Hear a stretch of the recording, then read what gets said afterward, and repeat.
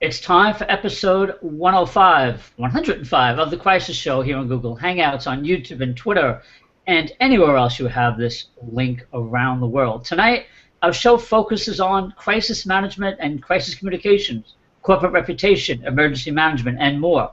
And tonight, we're going to talk about Planned Parenthood, which is on the defensive after the Center for Medical Progress released 2 undercover videos in which 2 Planned Parenthood executives talk all too candidly about the sale of tissues and organs to researchers after abortions.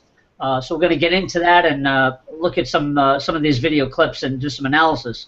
And after that segment, we're going to talk about, of course, everything involving Donald Trump. We're not going to talk about everything about Donald Trump. We are going to talk about the impact he's having on the other GOP candidates in this presidential race. So, good evening from New York. My name is Rich Klein. I'm president of Rich Klein Crisis Management and founder and host of The Crisis Show, now in its 4th year. I'm joined by 2 superb guests tonight who coincidentally appeared together on another episode last month. First of all, he's from Las Vegas, Nevada, but tonight coming to us from a conference in San Diego. He's an expert at helping businesses succeed with their government issues. Greg Brooks of the West Third Group. Hey, Greg, how are you? Great. Good to be here. Good to see you. I'm glad you made it after a long trip today. Appreciate it.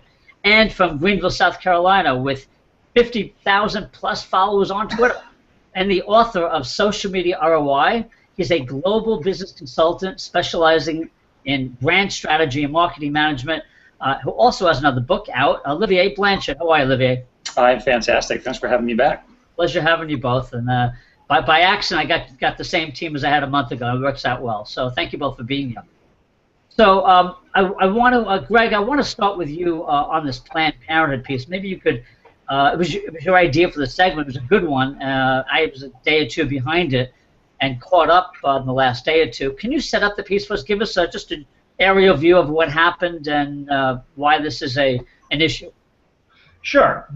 For those who've been living under a rock for the last week or so, a nonprofit organization developed specifically to support pro-life issues, obtained some surreptitious video of Planned Parenthood executives talking in graphic, crude, and dismissive terms about the use and potential sale of fetal parts post-abortion.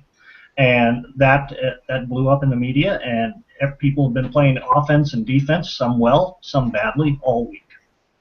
Okay, well, thank you for that. I am going to, as soon as I can get this cue up here, share with our audience. There were 2 videos. Let me fill in some of the holes there a little bit, and I'm still catching up myself today. There were 2 videos. One was apparently done about almost a year ago, July 25th, 2014. The video is Dr. Deborah Nucatola, the Senior Director of Medical Services for Planned Parenthood. And that is, I want to show that video. Just going to set up my sharing here. Give me 1 second. Cue that up. Someone has a clue. Okay. I'm going to play the video now. Here we go.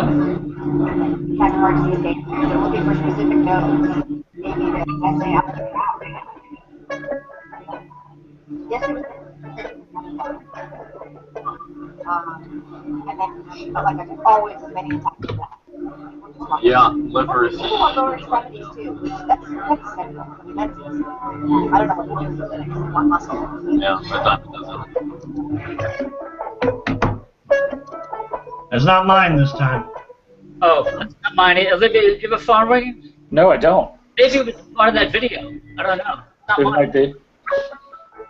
I don't think it's mine. Anyway, sorry about that. Well, All right. Anyway, we all know that ring. At least it's not as loud as the rings in the 60s from those old phones. Show my age. Anyway, folks, so that was the first video from July 2014, and we'll get to the other video in a little while. But basically, that was undercover video. Reminds us all of the undercover video taken during Mitt Romney's attempt to become president. and it made that 47% remark. Folks, I guess it's tough. First of all, I want to say that as an executive, as a government official, anywhere, you're really under the microscope today, and you're under the wandering eyes of iPhones and mobile devices that can record every conversation. This is a perfect example. I don't know what kind of camera they use, but we all know how easy it is to be recorded, and that certainly has to put everybody on notice once again that you have to be really careful that no meeting is truly private, right, folks? Yeah, definitely. But I'm going to object to one little thing that you've said. It was really an interesting comparison. You bringing the 47% video with Mitt Romney into this, because I honestly hadn't made a connection with it, with those two things. And I agree with you to a certain extent. Like in the grand scheme of things, yes, it's a hidden video of somebody saying something that's embarrassing to them and their organization, their campaign. However, the context is completely different. Absolutely. In the sense that Mitt Romney was actually running for president, and his job as such is to represent all people. And the thing that he said about the 47% was egregious mostly because of that context. He wasn't just an executive talking about people in general at a dinner. It was very different. And so this particular doctor or executive is having lunch with somebody. She's not campaigning for anything. She's not trying to get a job. She's not trying to represent the public. And so her saying something egregious or being callous in saying something is not anywhere in the same ballpark. Well, as a candidate. I'll respectfully disagree, because I think, and this is for our viewers out there, because whether you're an executive or someone in middle management, when you go to work and represent a company or an organization, you're a diplomat, you're an ambassador, and if you are speaking on behalf of your company, I know she's not running for president, but she is a leader and has a lot of significant influence in that organization, significant responsibilities, if you will. You have a responsibility then to make sure that in all your commentary, whether it's a lunch or whatever, that you don't talk off the cuff like that. You just have to be careful.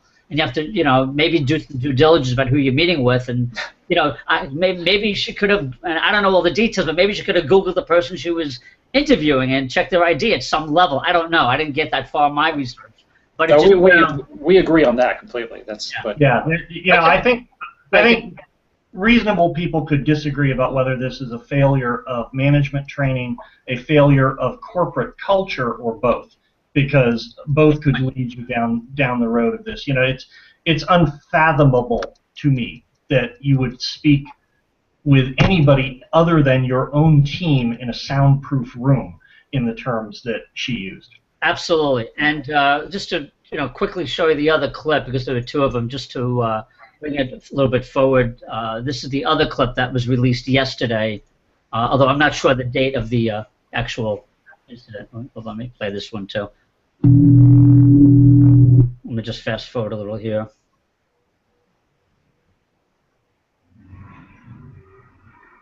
Directors kept meeting commented maybe, so I don't know if you'll be attending. I know the closing of that organization. Oh.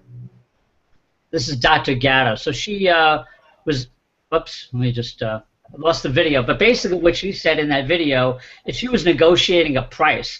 And there was a very embarrassing moment where she says, well, I guess if I'm the first one to announce the price, I lose. And it was like $75, $100. And the woman on the other side said, no, just tell me your price. So she kind of goaded her into giving that information out. So it doesn't look good on the face of it. What was interesting to me is the response by the Planned Parenthood CEO. But guys, did you see both those videos on your own? I'm sorry I can't play the second one right now. Did you see both of them? Yes. Okay, so talk to me about any differences or similarities or concerns you have with both those videos, or individually or together. Well, it's as we were discussing earlier, it's a crisis in the sense that no organization wants to be on the nightly news in this context. I understand that. Is it an existential crisis? No. It's a crisis that you can draw parallels between many other things, but you can similar to the shootings a couple years ago that had everybody questioned the NRA's response of going hardline. I submit to you that, as painful as it is to watch, about all that Planned Parenthood can do right now is stay hardline. They have too many supporters who are too adamant and intractable in their position on choice to allow them to backstep any. Would I have liked to have seen more empathy from the CEO? Yes. Yeah. I understand why it hasn't happened though, and I'm barring some congressional shenanigans, I'm not sure that this is a deep and lasting wound for them. Okay, well, I'd like to play the video and then hear from Olivier and come back to you, Greg, as well. And the reason I want to play the video is because I looked at the videos, the undercover videos, and then I looked at this, and to me there was a little bit of a disconnect. And I'll tell you about that after I play this video, which is a good job, by the way, in terms of, one of the things we say on the show all the time is, what I say at least, is it's always a good idea when you're being attacked at this level, at a very high level, to get your leader out there. In this case, the leader of Planned Parenthood, Cecile Richards. So I'm going to play this video, and then we'll talk about it. Hello, I'm Cecile Richards, President of Planned Parenthood Federation of America. Planned Parenthood provides a full range of healthcare services to millions of women, men, and young people every year, including cancer screening, birth control, STD testing and treatment, and abortion. And we provide much more than health services. We support millions of people as they build their futures and pursue their goals. Recently, an organization that opposes safe and legal abortion used secretly recorded, heavily edited videos to make outrageous claims about programs that help women donate fetal tissue for medical research. I want to be really clear. The allegation that Planned Parenthood profits in any way from tissue donation is not true. Our donation programs, like any other high-quality healthcare providers, follows all laws and ethical guidelines. Over our 100-year history, we've continually engaged leading medical experts to shape our practices, policies, and high standards, and we always will. Our top priority is the compassionate care that we provide. In the video, one of our staff members speaks in a way that does not reflect that compassion. This is unacceptable, and I personally apologize for the staff member's tone and statements. As always, if there's any aspect of our work that can be strengthened, we want to know about it and we take swift action to address it. Planned Parenthood stands behind our work to help women and families donate tissue for medical research when they wish to. It is always their decision. And I thank those women and families who have chosen tissue donation at some point in their lives. Your commitment to life-saving research, developing treatments for diseases like Parkinson's and Alzheimer's, is important and compassionate, and it should be respected, not attacked. We know the real agenda of organizations behind videos like this, and they have never been concerned with protecting the health and safety of women.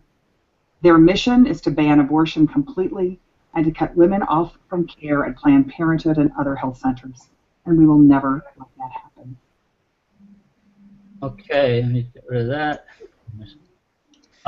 Yeah, by the way, she's the president of Planned Parenthood Federation of America. I misspoke earlier calling her CEO. Gentlemen, so in terms of crisis management, reaction to an incident when you're attacked, what did you think of that video response? I'm fine with the message. I would have run her through about another 6 hours of coaching on delivery, but she hit the points she needed to hit in her message. Olivier, thoughts? Yeah, no, I agree. I mean, she's a little stiff. I mean, she could have used a little more coaching, but yeah, I mean, there are a couple of things that she could have added, and some things that could have been removed in terms of the content. So, she mentions all of the other Planned Parenthood services, but she doesn't really put it in context in terms of the volume of those services compared to abortion. So it seems like, yes, they do STD stuff and they do like cancer prevention and abortions, and it seems like it's all kind of equal, but it's actually not. And so I'm looking at a chart here that was released by factcheck.org. So I'm assuming that it's been fact-checked if it's from factcheck.org, but it's titled Patient Care Provided by Planned Parenthood Affiliate Health Centers, and it's basically a pie chart. I don't know if you can see it, but there it is. And it shows the split, essentially, of the categories of services that Planned Parenthood provides. And so abortion services on this chart, on this pie chart, only constitute a really tiny sliver. It's 3% of their overall services. Next, above that, so this is only 3%. 10% is other women's health services. 16% is cancer screenings and prevention. 35% sexually transmitted disease infections and treatment, and then 35% contraception. So you have basically 97% of what Planned Parenthood does has nothing to do with abortions whatsoever. Furthermore, as I understand it, Planned Parenthood doesn't receive a single federal dollar, not one penny of the federal aid it receives goes to the abortion portion of their business. So there's no federal funding of that very small part of their business. And in her response, I don't think that she did as good a job of explaining that and actually reframing this as she could have. By putting abortion on the same level as all these other services and not reiterating that the fact that no federal money or no government money goes into the abortion, the very small portion of their business that deals with abortion, I think she does Planned Parenthood a little bit of a disservice by not setting the record straight on that one point.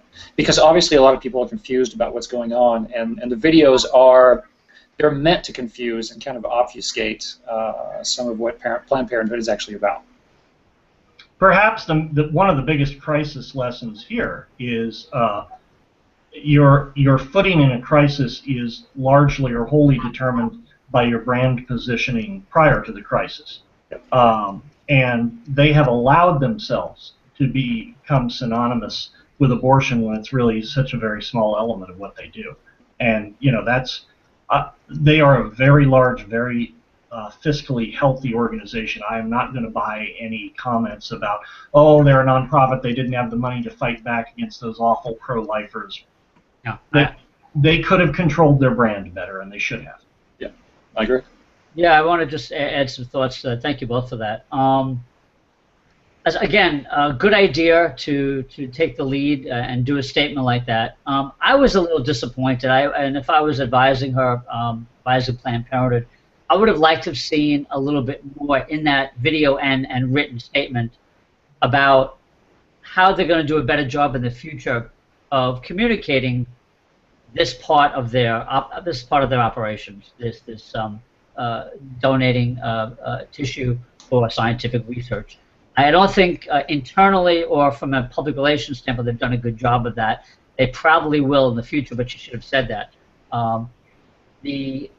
As for the two women on the video, I still think that they're going to be a thorn in the side of this organization. And I don't know. It'll be. I think I did read in one of the stories this afternoon that someone had been fired, but they didn't identify who it was. And I don't know if it was one of these two people. Certainly, it's very clear, very obvious that you can't have. If you're going to keep people like that, then you got to keep them out of the public eye entirely going forward, or at least for a long time, until they get the proper media training, until the organization as a whole gets its message straight on this issue. Certainly, it's always tougher when you're caught in a reaction mode rather than being prepared for this. The good news is they did not ignore it. They didn't bury their head in the sand. They've changed their Twitter and Facebook to reflect this new hashtag #StandWithPP. So they're pushing and they're encouraging other people to do that. So they are fighting back. They also are targeting the organization, the Center for, I think it's called the Center for Medical Progress, if I'm correct.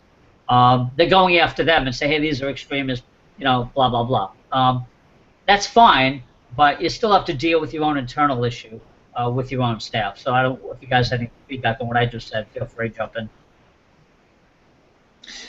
Yeah, I mean, obviously, one of the issues here is not so much the actual practices, because you can actually explain those away. But now we're dealing with facts. We're dealing with objective bullet points, and the outrage here is much more emotional and irrational. It's more reactionary. So combating emotion with facts doesn't always work.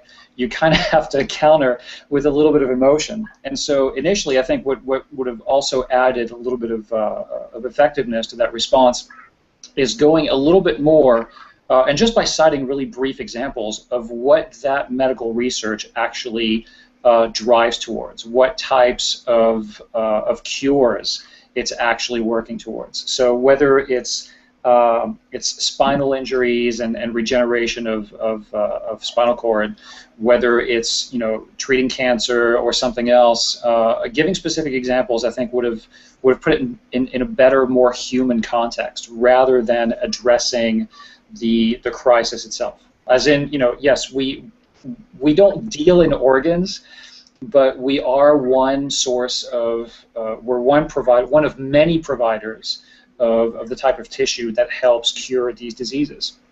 And I think that was missing from that as well. But it's going to be really hard in the medical profession to teach medical professionals to not be a little bit callous, a little bit even cynical about the way they talk about organs, about patients, about tissue. Just because it's kind of like talking with soldiers about the war. You develop a weird sense of humor. You develop like a shell because you're dealing with some pretty ugly stuff. Yeah. And so you start cracking jokes about things that are absolutely not funny to anybody else. And when you're involved in that type of culture, you don't necessarily understand that you need to have a different filter when you're talking to somebody outside of it. And in an instance like this where you're off guard, where you're not speaking to an audience, you're not standing on stage, you're having a discussion, presumably peer-to-peer, in a restaurant with somebody, that's, I think, the way that you're reacting to them and engaging with them, as opposed to the way that you would with a journalist or with a room full of PR professional or nursing assistants, whatever it is. And so that context is not only lost to the person being ambushed, but it's being used against them to create this image of these ghoulish people who really don't care and have no respect for life and are just in it for the money or for the kicks or whatever. And I think that's taking that aspect of the industry out of context. And I think, I'm not going to complain that it's unfair because that's a little childish, but it is, and I think we have to address that. Or someone responding to that kind of crisis needs to address that. Yeah, I just want to add quickly on that point, and an excellent point, by the way, about doctors, the way they talk, and probably first responders too in some cases. We've heard those. I think certainly in this case the optics didn't help. You're in a restaurant, you're drinking wine, you're not in your traditional, white robe or professional uniform. Yeah, the tone just, you wonder if there was a different environment, if it wouldn't be as bad. I don't know. Greg, do you have any thoughts on that, about the optics on this? Well, the optics are horrible. You've stripped away all of the visual information that would make the explanation, targets, for lack of a better word, seem authoritative or like healers. Those same words out of somebody in a white lab coat with a stethoscope around her neck, they would not have had as much impact. It's it's a small thing, but if they were the guys who did this, it may be a scrappy startup nonprofit. It's not a couple of geniuses. There's a lot of money and a lot of people behind this, and I would stake any amount of money anybody's comfortable with on that. It was just too well done. Yeah, one of the other things that this reminded me of about, I guess it was back in 2012 when the Susan G. Komen Foundation had a crisis of its own and did not handle it well, and ironically, it had to do with its decision not to support Planned Parenthood, and that was a big crisis that was mishandled, and that did cost them a lot of bad press. And I haven't gone back and looked at what impact that may have had. The organization is still fairly strong.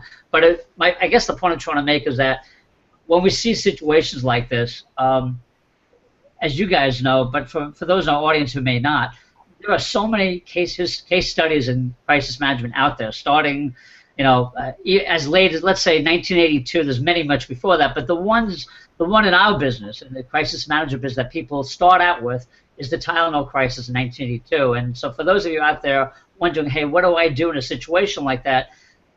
just Google crisis management case studies, and you'll come up with some good ones. And of course, you can watch the Crisis Show. We encourage you to. It's free. There's a lot of good information about what to do and what not to do.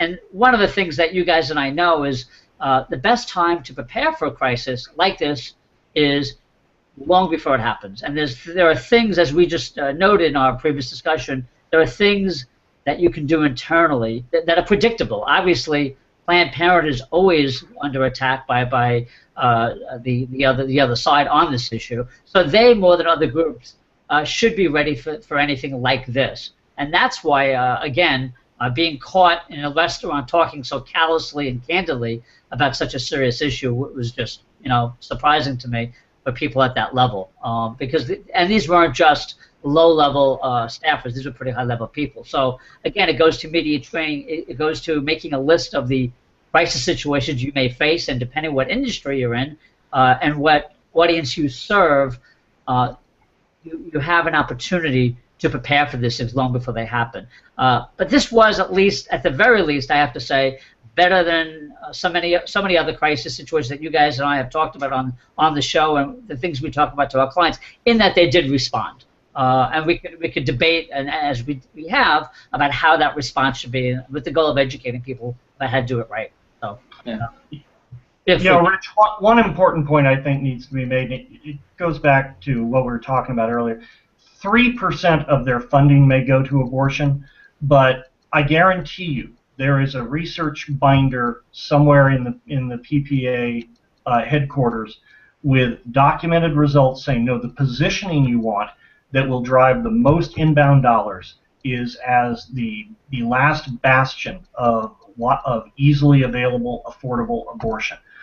It's not an accident that they are envisioned as this, and it's not simply the result of their enemies portraying them that way. So if there is a lesson in crisis planning, it's probably that you want to look at your positioning not just in terms of what drives revenue, but what exposure it potentially opens you to.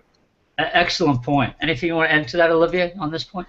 Yeah, no, that was a good point. The thing I keep going back to, though, is the credibility issue. At the very end, I mean, there's a reason why the response ends with a credibility attack on the people who actually released the videos. And it's interesting to me because it's been actually one of the first responses in terms of invalidating those videos as being, creatively edited and being ambush videos. That these are essentially the same people who already ambushed Acorn some years ago, and who have a habit of doing this, of being basically political operatives for extreme right groups that want to attack certain groups that they don't like, that they can tie to Obama or the Obama administration or liberals in general. And so by pointing out that they're repeat offenders, that this is the kind of thing that they do, and looking at how the videos are produced, which they're very dramatic, overly dramatic in a way. So they really cater to the audience that they're trying to reach, which is the hardcore, like, pro-life movement. And God bless them. I totally understand where they're coming from. It's, when you look at it, it seems hokey. And so in responding to an attack like this, it does make sense, without completely dropping the hammer on them, to kind of point out that, yes, okay, we screwed up, but at the same time, this is a group that's well known. They do this kind of stuff. It's disingenuous, and even though obviously we have some issues to deal with, don't take this too seriously, because it is what it is. And I think it's interesting that they ended with that. I think it was bold. I'm not saying it's necessarily a good idea to do it that way, but I just want to acknowledge that it was the final part of the response, and that there's reason behind that. Well, and the meta message to each side is very different. Planned Parenthood needs to move people who were shocked and horrified by this into thinking, well, but that's an unreasonable attack. It's not reasonable to call for the end of Planned Parenthood. It's not reasonable to take these guys at face value. On the other hand, it's very tried and true in conservative circles to do the these people are doing this behind their back. You're disenfranchised and you don't know, but we went and found out for you. That's mother's milk to a certain flavor of, perhaps economically or culturally disenfranchised conservatives. So I think both sides were playing by their playbooks with the initial attack and the response in a way that worked very well. Yeah. Good point. Okay, so I think that'll wrap up that segment. So thank you both, and if we have anything further to add to it, we will later. If anything else comes up. The second segment tonight, folks, is Donald Trump, but we're not necessarily going to beat a dead horse, if you will, and talk about all the comments that Trump has made. They've been covered pretty well. The angle I wanted to take tonight was the fact, the belief out there that Trump is setting the agenda. He's what we call a media whore, if I can say that on air. He has been for many, many years. I'm a New Yorker, and from his early days taking over his father's business, he was always in the news, and he is an expert at that. He is. And by the way, just real quickly about Trump, he's doing an interview with Anderson Cooper, I think tonight, and he tweeted out today that doing an interview with Anderson Cooper on CNN, hope he's fair. And I tweeted back at him, but more from not just at him, obviously not going to read it, but for our viewers' benefit and for people who may follow me, you never expect the media to be fair. I mean, someone, it's just another example of someone saying, "Oh, that big bad media." But the fact is, especially when you're running for president, you can't expect the media to play fair. It's your job to be prepared for it. And I want to start off with that point. But anyway, Greg, you are at the American Legislative Exchange Council meeting, otherwise known as ALEC, out in San Diego. You can go ahead and refer to it as the belly of the beast. I understand. No, I'm not. No, I'm actually, as someone who, I was a reporter who covered state government. Albany was one of the most exciting times of my career back in the early '80s. So I'm actually interested. Before we get to Trump, just tell me a little bit about what you're doing out there and what the organization does for our viewers' benefit too. Well, I'm supporting clients while I'm here, but the mission of ALEC is to act as a clearinghouse for good legislative ideas that turn up either via think tanks or via in one or more state legislatures. When you think about it, there are no large, big established channels for state legislators to swap ideas outside of their own state. And ALEC fulfills that purpose. Does it lean to the right? Yes. Does it have corporate sponsors? Yes. But it's not a smoky back room where deals get done. It's a bunch of committees sitting around and talking about, well, here's what we're doing in our state about telecom policy. What are you doing in your state? Things like that. Yeah, and the reason I asked you is I noticed from the agenda, and I just looked this up a little while ago. We're going to start talking about Trump in a minute, but Scott Walker, another candidate, Mike Huckabee, and Ted Cruz is expected to be there. So that's interesting that the level of prestige this organization has. But it'll be interesting. I would love to hear back from you, Greg, about, and it kind of gives me an opportunity to transition to our discussion about, what impact is Trump having, stealing the media airwaves from everybody, constantly being the topic of news and other people reacting to him. Is he shutting out the other candidates, even though it's early? Is he shutting out those top tier candidates as well as, we know about the second tier, but is he shutting out the Jeb Bushes and other people who are expected to have been leading the polls right now? Talk to me about that. Well, yes, but with a very large flashing neon butt. Is he taking oxygen out of the room right now? Absolutely. Is it sustainable over the long term? I would say no, because I have more faith in our media than that, and I have more faith in the candidate's ability to dip, dodge, and dive and find a way to position themselves. My opinion is that the most vulnerable candidates right now to the Trump noise machine are the second-string candidates who have no chance of getting nominated but have an excellent chance of being picked for vice president or secretary of state. They need to be particularly careful about what they say, because you don't want to be necessarily the one who punches back hardest at Trump. That may make you feel good, it may make a slice of your constituency feel good, but when you move into the general, it can harm you as well. Yeah, Olivia, you want to add anything to that? Yeah, actually, I was just thinking about the ALEC connection, and it seems to me, and it's actually an interesting thought that I just had, that you have the populist version of politics where Trump is playing really well right now, but ALEC is a little bit of a bill mill. So what you have is corporate interests, lobbies, and lawmakers coming together and quote unquote sharing ideas. Or buying and selling ideas, or however you want to put it.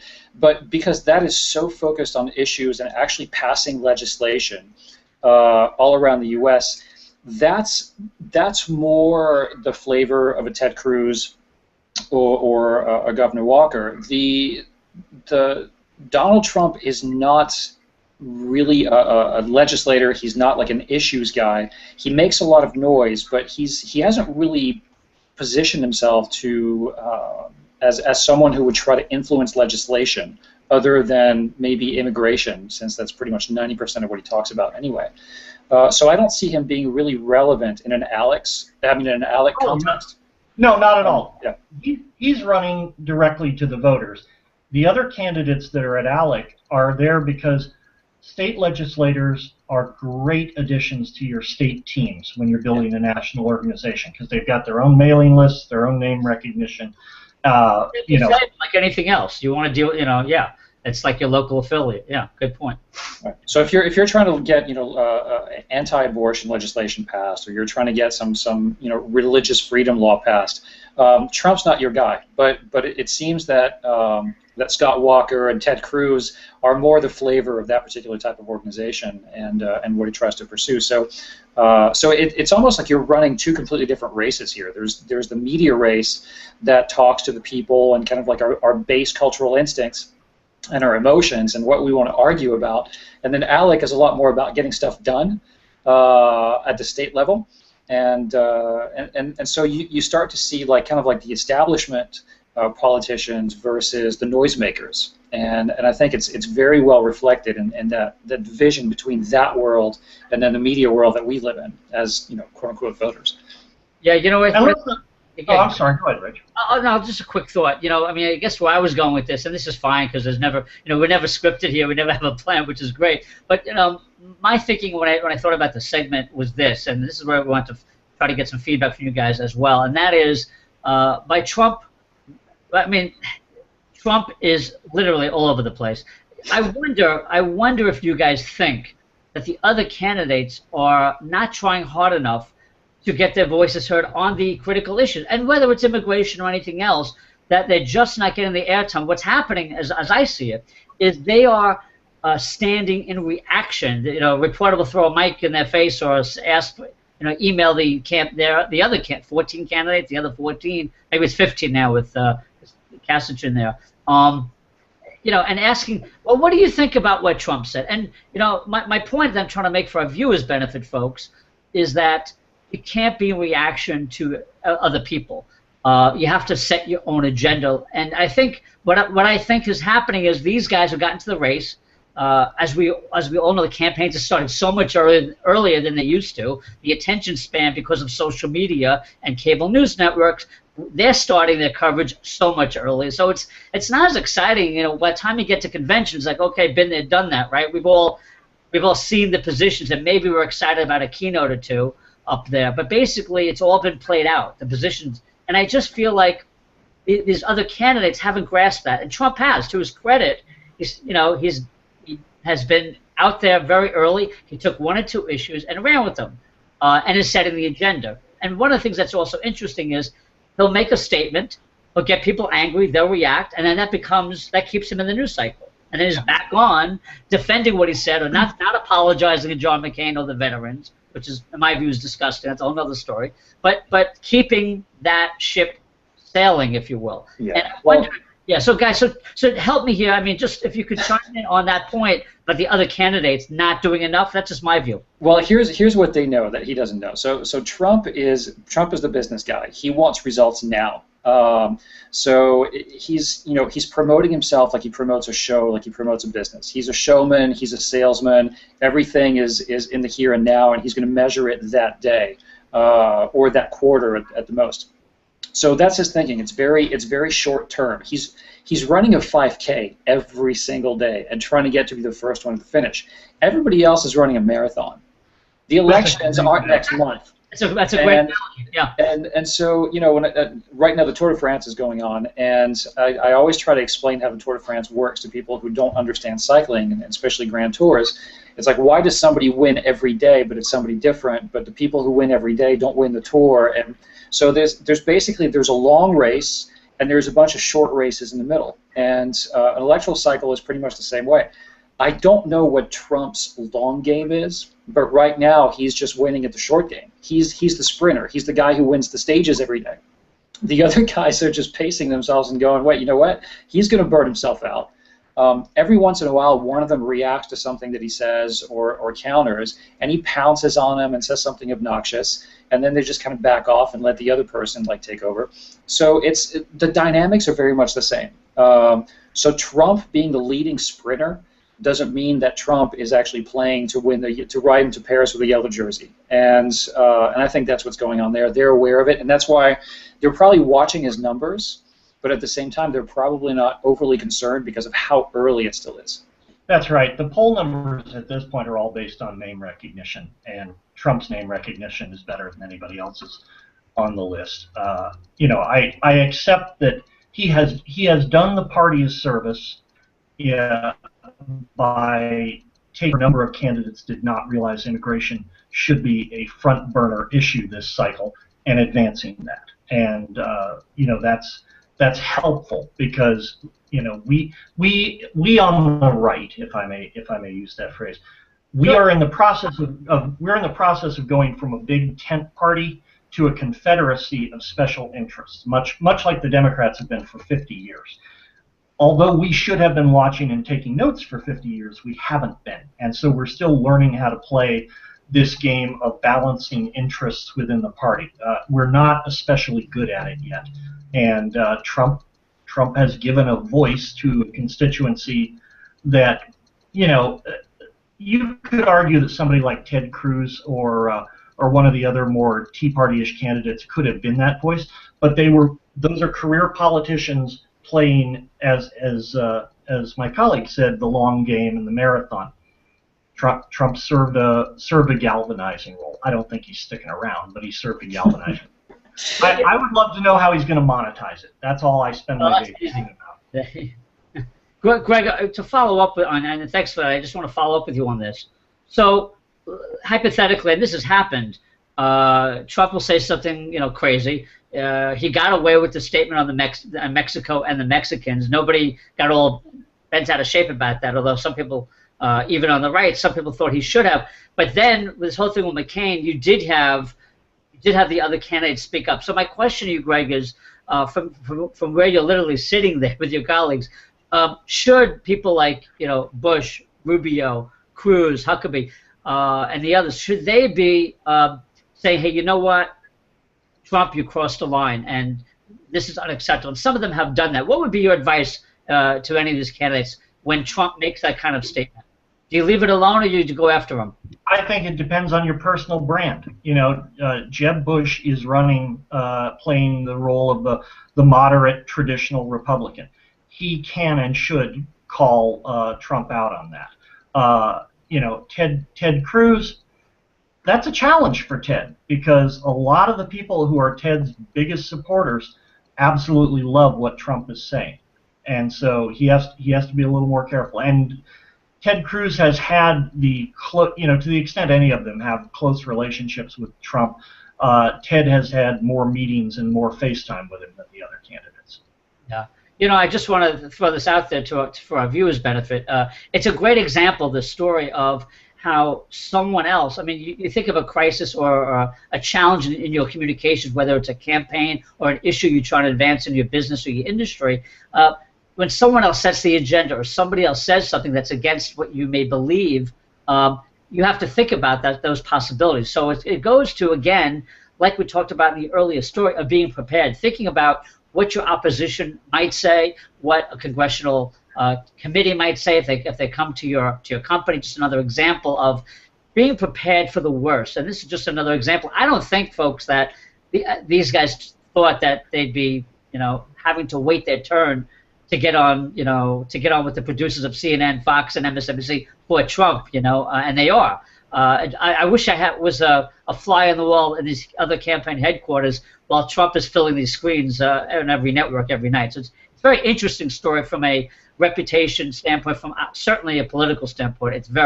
It's entertaining, which is maybe why the Huffington Post has decided to put Trump on the entertainment pages going forward than the political pages. So I just think it's, again, don't let somebody else set your agenda.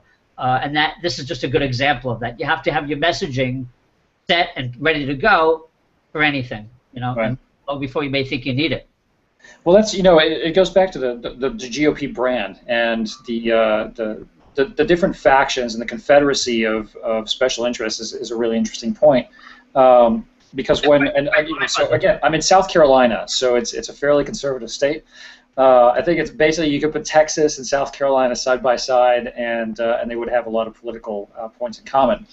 But what I'm seeing, and even though I'm technically a liberal, I'm fascinated by the conservative movement and where it's going. And I was a political science major, so I have a weird proclivity towards that. And as appalled and horrified as I am with some of the stuff I hear on the airwaves and some of the stuff that Trump says, some of the stuff that Rick Santorum says, things I completely disagree with, it's still fascinating to me. And what I've come to realize in the last few days with this Trump thing is that, to me at least, from an outsider, not being inside the conservative movement, I see the conservative movement, or the GOP, and the Tea Party together split into three major factions right now. One is the establishment conservative. So that's a Jeb Bush, Chris Christie. So they're going to be kind of like the vanilla, boring, kind of predictable conservative GOP presidential candidate. So a little bit like Mitt Romney, a little bit like George Bush, just kind of like what to expect. And by the way, they're more economic conservatives than social conservatives. Right? Yeah. They're going to be anti-gay marriage, but not. They're not going to be really committed to it. It's just kind of like, yeah, I'll lean towards that because that's where the party's leaning, but they don't necessarily care. Then you have the evangelical conservative, which is going to be like a Ted Cruz, Mike Huckabee, or Rick Santorum, that are very focused on either at the far end of the spectrum, dominionism, where the United States should be a Christian theocracy, and then at the more normal end of the spectrum is just much more Christian friendly. So abortions, of course, would be illegal, and gay marriage would be illegal, and so you want to create not necessarily a Christian theocracy, but a Christian-friendly America that's a lot more recognizable to evangelicals. And then Trump actually kind of brought out this. It's not a new movement, but it had been somewhat dormant, and it was kind of nowhere. And I think he's bringing it and actually branding it, and it's more of a nativist movement. It's an American pride movement that's not necessarily religious or evangelical. Obviously, Trump is not an evangelical, but this kind of America's number one, everybody else is number two, xenophobic, kind of racist undercurrent in the political movement, and that you find more often than not in the conservative movement, although it does exist to some extent in the liberal movement as well. And generally in countries where there's a little bit of economic distress, so right after or during a recession, nativist movements, ultra-right-wing movements that focus on immigration and racial differences tend to gain steam. And typically, you're looking at 15 to 20, sometimes 25% of the vote, depending on the country. And you see this in France, you see this in Germany. So the country itself doesn't have to be conservative. But there's always an element within the population of xenophobic, kind of socially racist voters. And Trump, several years ago with the birth certificate issue, realized, I think, that he had tapped into something. Yeah. And so it's not a mystery to me that he's coming back when he's running and focusing on this angle that nobody else has really focused on. And in the past, it was really easy for somebody like a David Duke to be branded, KKK racist and be completely disregarded when running for office. Somehow, Trump has managed to tap into that and actually fly that flag without necessarily it hurting his chances. Yeah. And it's a real movement. There's something actually real in, and I hear this on the airwaves, of people looking at Trump as a guy who has the cojones to say what none of the other more conservative and mainstream career politicians, quote unquote, don't have the guts to say. And in the whole narrative of we want to take our country back and we're tired of politics as usual and we're tired of career politicians, here's a guy who's actually just kind of like their poster boy for all the things that they've been concerned about and yelling about. And so even if they don't necessarily like Trump the man, they like what Trump is saying, and they like the bluster with which he's saying it. And I think that carries. That actually has potential. Greg, you want to it's not the first time we've seen this in the U.S. Reagan's first election picked up a lot of these people, and they're not all self-identified Republicans. I guess I would define the group that you talked about less in terms of racism, although immigration certainly comes up as a forefront issue, and more in terms of being disenfranchised. There are huge swaths of people across America, particularly in the heartland and in the old industrial centers, who have seen their world change in the last 20 years. And they feel left behind, and they feel like there's no place for them in this new world, and why isn't anybody helping them?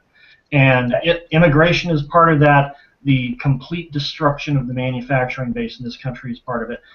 Trump is speaking to those people, and they will listen.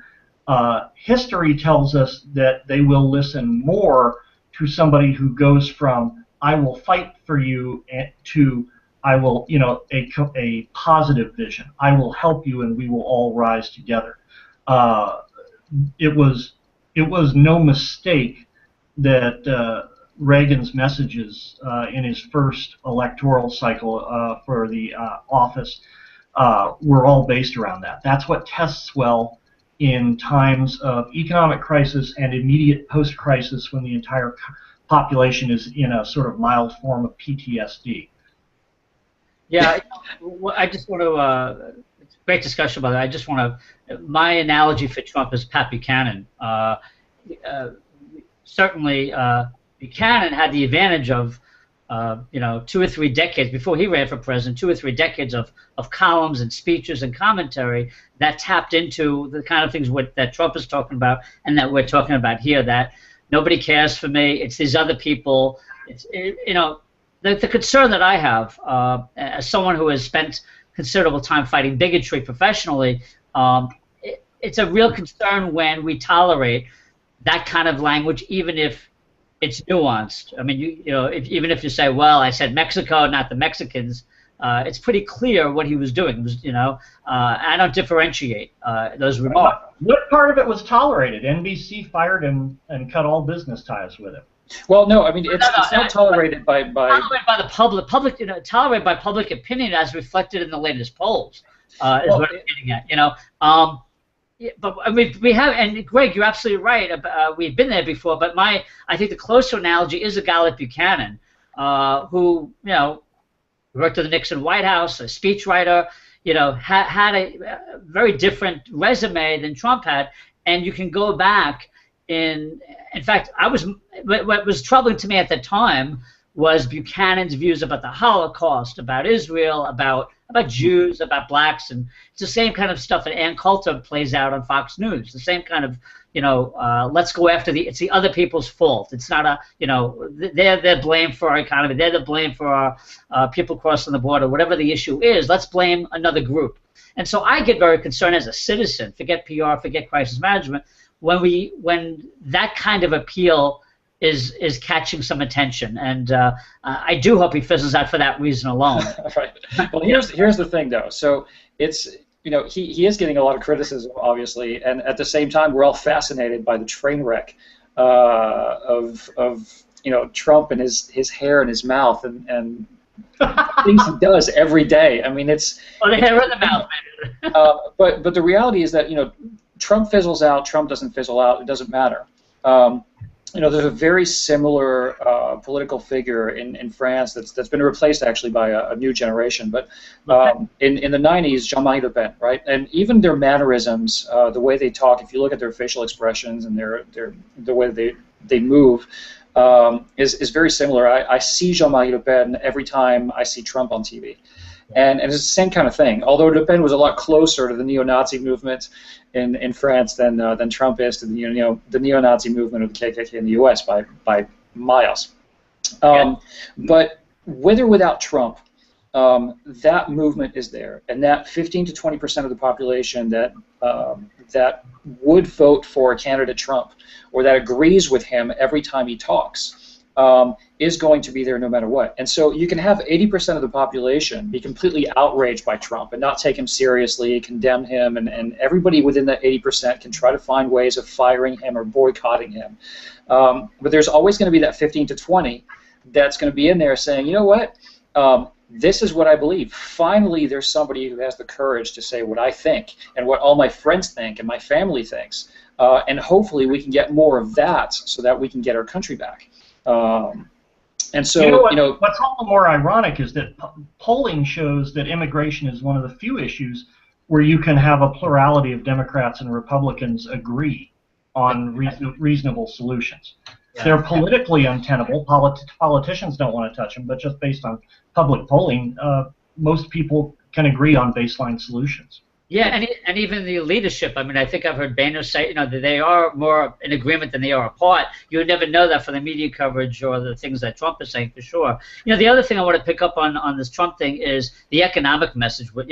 What strikes me is that I am surprised that he has appealed to the people that you noted earlier, Greg. The people in the heartland who have maybe seen their farms go away and seen their small businesses dry up.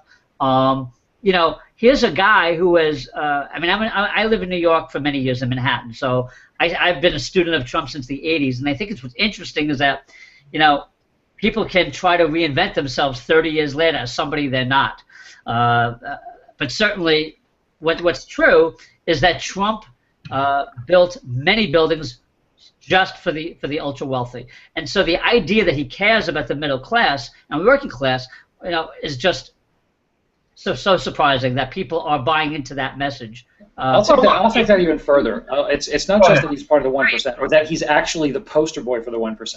Yeah. You talked earlier about the people in Detroit and other places that have been economically just devastated because all the jobs are gone, all the manufacturing jobs are gone. Here's a guy who's not only the 1%. Okay?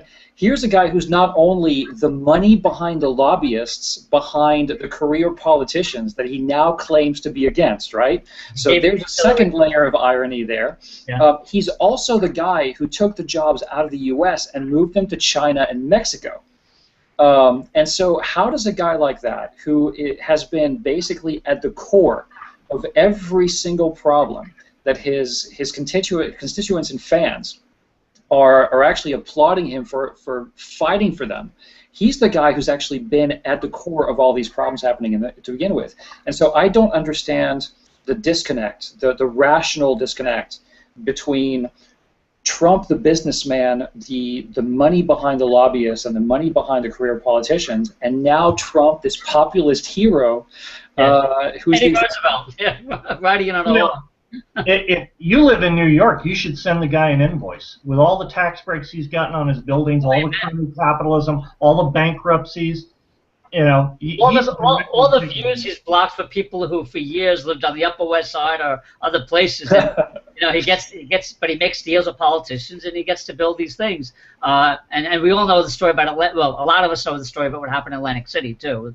It is fascinating, and I think yes, it is a comedy show to some extent, but what's really interesting about these races is we get to know what public opinion is at some level. We get to see what people are thinking about, what they're focused on, and in this case, they're focused on. People rationalize if they see, oh, that guy is, he's for me on one issue, but they forget everything else. And there's no perfect candidate, we all know that, but a lot of people vote on one or two issues. Hey, he's pro-choice, he's not. She's pro-choice, she's not. Oh, she's going to get me a job. It's very selfish, right, Greg? I mean, you've been in politics as long as I have, right? Is that true? I mean, that's just my impression? Well, you know, well, are we just a dumb electorate? I hate to say it, but sometimes I feel like we are. That people vote on 1 or 2 issues and that's it. Well, we are a dumb electorate, and you know, I fully expect to get called out for saying that, but we are. How lacking must our political class be as a whole that somebody with as much noise and as little substance as Donald Trump can capture instantly, not over a course of 6 months of trickle campaign, but instantly capture the top spot in the primary. It's I get that it doesn't matter, but behind the it doesn't matter, it's appalling. Yeah. Olivier, I want to ask you about that, and I know you because of your expertise in social media. Is this being driven by social media, or enhanced by it? This Trump bandwagon or any other politician who makes a dent? What are your thoughts on that? You know, I mean, yes, the noise is being driven by it, so the volume is being driven by it, and you know, it's also hard to tell what's real and what's not. So, that was my next question. You know that Trump has a habit of paying people to fill rooms. He has the money to actually pay for fake accounts and fake positive reviews and fake activity. So that probably contributes to that a little bit, and I'm sure that all candidates are savvy enough to start doing that at some point. He just seems like a more prime candidate for that. But it's all about selective bias. There's a fragmentation of media that's occurred in the last few years where everybody goes to their favorite news outlet to have their opinion validated. And so if you're pro-Trump, you're going to favor outlets that focus on pro-Trump messaging. If you're pro-Obama, you're going to go and find those. If you're pro-Santorum, you're going to find those. So with this fragmentation of media and opinions, and people kind of focusing on their narrowest possible path to validation of their opinion, there's not that much dialogue. All you have is just noise here, noise there, all competing against each other. And what can we do to make more noise? What can we do to get covered by Twitter so that we'll get the attention of NBC, of CNN, of Fox News, whatever? And so all I hear with this is noise, noise, noise. And it's working super well with Trump. Again, he's a great promoter of his own business and his own whatever he decides to do. And social media is going to matter, but I don't really think that ultimately social media is going to have that big of an impact on whether or not Trump or anybody else is going to be elected. It'll play its part, but I think that you're not crossing into different ponds or into different fields here. It's just you're giving people an opportunity to find the path that they want, and then they're basically going to get in that bubble and stay there. There's not a lot of recruiting going on, in other words. It's just kind of, it's an echo chamber for everybody, including Trump. Well, on that note, we'll start to wrap up, and I know Greg I have to get to a meeting tonight.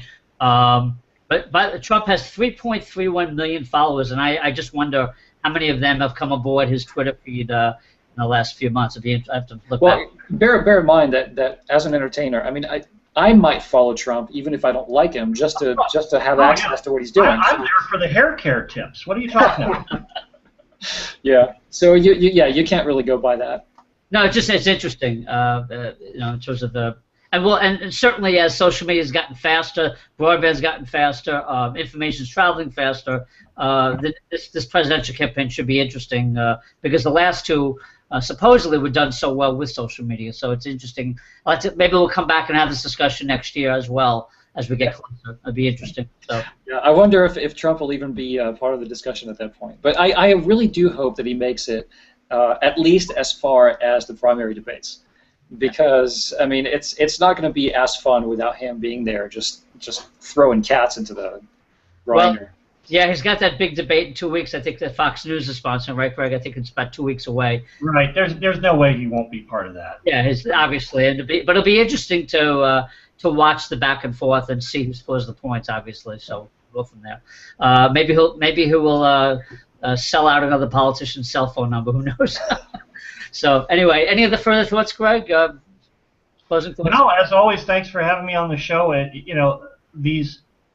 These two issues are actually, Trump and Planned Parenthood are actually linked in that your response to them, whatever your response may be, is driven by the media you consume.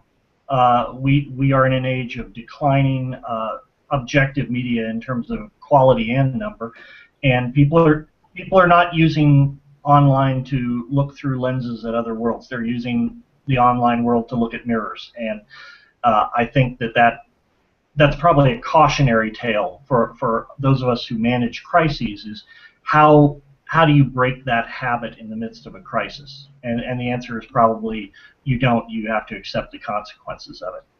Good point. Okay, Olivia, any closing thoughts from you? Yeah, actually, so that was brilliant, by the way. I need a transcript. I need to write it down. Lenses, mirrors. But no, I saw something really cool today. So Lindsey Graham, Senator Lindsey Graham of South Carolina, whose phone number was given out by Donald Trump this week. He burned the Yes, did you see what he did? So his campaign put together a video. So this was really quick. They reacted within 24 hours. Put together this awesome video of how to destroy your cell phone. Oh, that's nice. Yeah, so Lindsey Graham, who's not my favorite guy in the world, not my favorite candidate, just not really super strong, did something actually really, really modern, even though it was a flip phone in the video, which is ironic. But yeah, that video was so well done, so quick, so fun, that, when we talk about how to deal with a crisis like this, he could have gone with outrage, and I can't believe that Trump did that, but instead he turned it into a joke and made himself look cool and relevant. And I think that, it's not going to help him win in the elections, but that was such a smart move and so perfectly executed and so quickly executed that I think that it sets an example and it sets a pace for a new type of political campaign in the era of the Trump. Right. You make a great point, Olivia, which is how to diffuse an attack like that and come out looking good without getting all angry and puffy and So it's a great example, and I'm sure we'll see some brand jacking off this too, since you mentioned the phone. Which will be interesting to see. Yeah. Gentlemen, thank you so much for your time as always. I know you guys have a very busy schedule, so I'm very grateful. For our viewers out there, our website is thecrisisshow.com. Our Twitter account is @thecrisisshow. And if you want to look at, first of all, if you want to tweet about anything on the show, please use #TheCrisisShow. And if you're interested in any past episodes of The Crisis Show, the videos are available out on the website, thecrisisshow.com. But if you want to listen to some of the audio-only episodes, we are selling them on at my website, which is richkleincrisis.com. They're 99 cents. You can't go wrong for this kind of crisis management education. So I hope you guys check it out. So Greg from San Diego, enjoy the weather there. Olivia in South Carolina, thank you so much again, gentlemen, and have a wonderful evening. Thank you to our viewers. We appreciate it. Have a good night, everybody.